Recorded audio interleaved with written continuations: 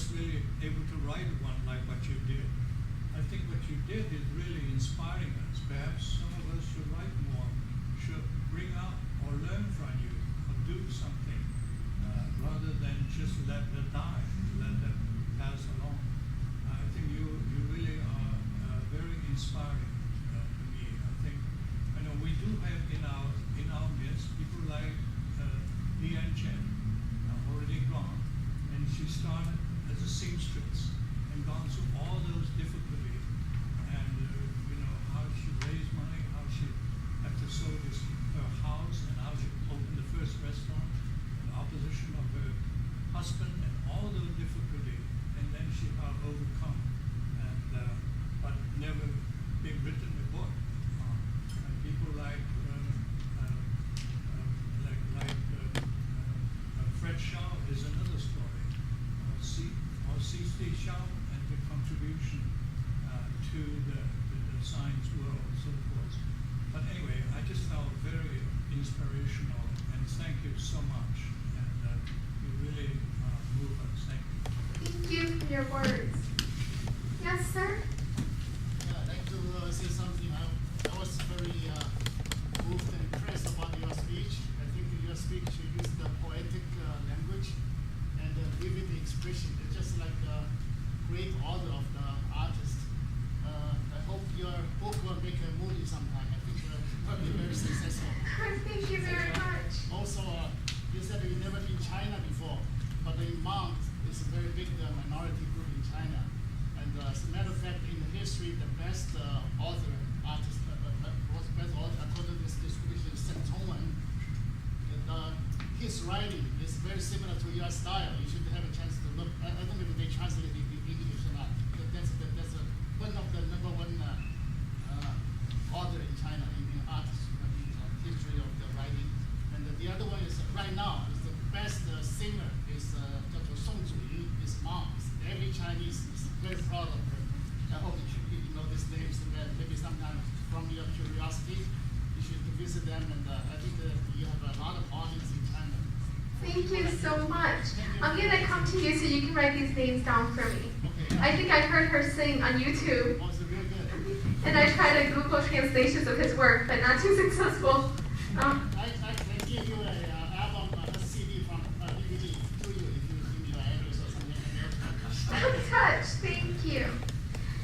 Is it time for me to end up? To wrap up? 3 minutes. Okay, 3 minutes. So, yes.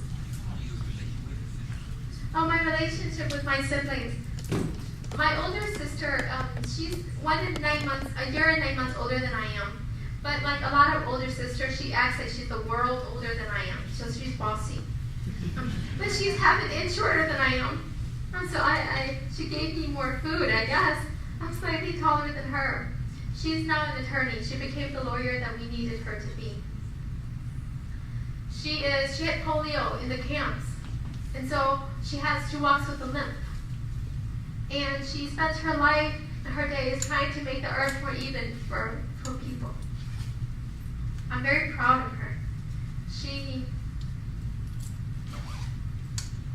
Every single time in my life when I've ever shook inside, she's always been the person there to shake against. My daddy said that Noah and I are like life partners. Our sisters are life partners. That long after the men have come and gone, that we would still be there for one another. And I feel very lucky because we've shared more of each other's lives than anyone else. My younger siblings are growing up. 2 are in college. One's at St. Thomas. And then there's my sister Shuali, who's a genius. Harvard wants her. She's a senior this year. She'll probably do incredible things because she's much smarter than I was. She's much smarter than Noah was. She has a kind of confidence at 17 that we never had. She says that she wants to go to these schools because she wants to be asked the hard questions and she wants the opportunity to think about them. She says she can speak to who she wants, who she is. She can only dream of who she can be. She's interested in people's hearts and people's minds and the connection between. Surely, I asked her why why she dreamt of these schools, and she said, because when I was 3 years old, I would ask my dad to tell me stories. I didn't understand that he worked at night, so I'd wake him up to tell me stories, and halfway through he'd fall asleep again. And I'd wake him up and say, finish the story. And instead of finishing, because he was so tired, he would say to me, think about that red car. One day you'll drive the reddest car, and you'll go to the best school. And she said, I thought so much about it that I would dream about them in my sleep. At the age of 3, she said to my mom and dad, I want to go to school. And because she was so tiny and she couldn't walk through the snow, my father had to shovel the snow from our house all the way across the block so she could get to the bus. She would do extraordinary things. I'm a writer for people that did not imagine needing writers. She would do the things that I've not yet imagined. I have a 6-year-old brother called Max, a 15-year-old who wants to be a florist or a teacher because there's no difference between designing what is beautiful for the world. But I have a 6-year-old brother called Max, who's so smart. He's the only grandchild that my grandma never met.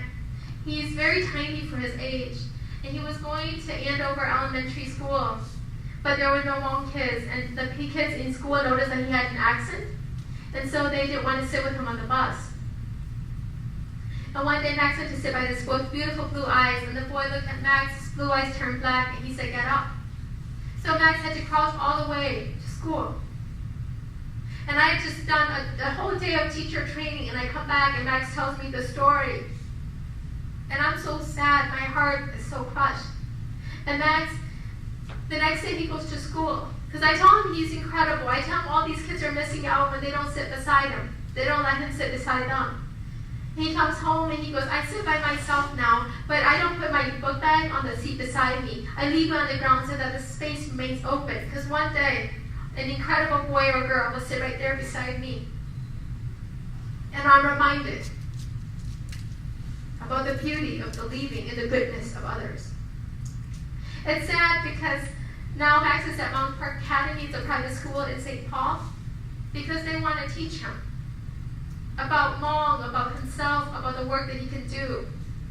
But for a 6-year-old little boy who believes that we live only because we look in each other's eyes. Because when he was 2, he asked my father, why am I in your eyes? And our dad said, because long before you were born, I was looking at the world for the both of us. And you, although you're just a little boy, you're looking at the world for a little boy and a little girl who will one day enter our lives. Because of these words, Max believes that we live in each other's eyes. And when he looks at people, he really looks at you, because he wants you to see that you're alive in his eyes. So he's an odd little boy. But that's my brothers and sisters, and I love them immensely. And they're incredibly harsh. When they hear me talk, they say, can you filter the tears out of your voice a little bit more? They say, how come you didn't stand so straight? They say a lot of things because they're so interested in pushing my possibilities, in creating the best me that they can. And that is the gift of love. They will love me regardless. I love my father, not because he's a machinist. I would love him regardless, and they love me in the same way. But the fact that I always stop to listen to his poetry, I'm still probing his possibilities for the artist inside. That's the gift that we give one another. I want to thank all of you for being here with me and sharing your day with me. Thank you.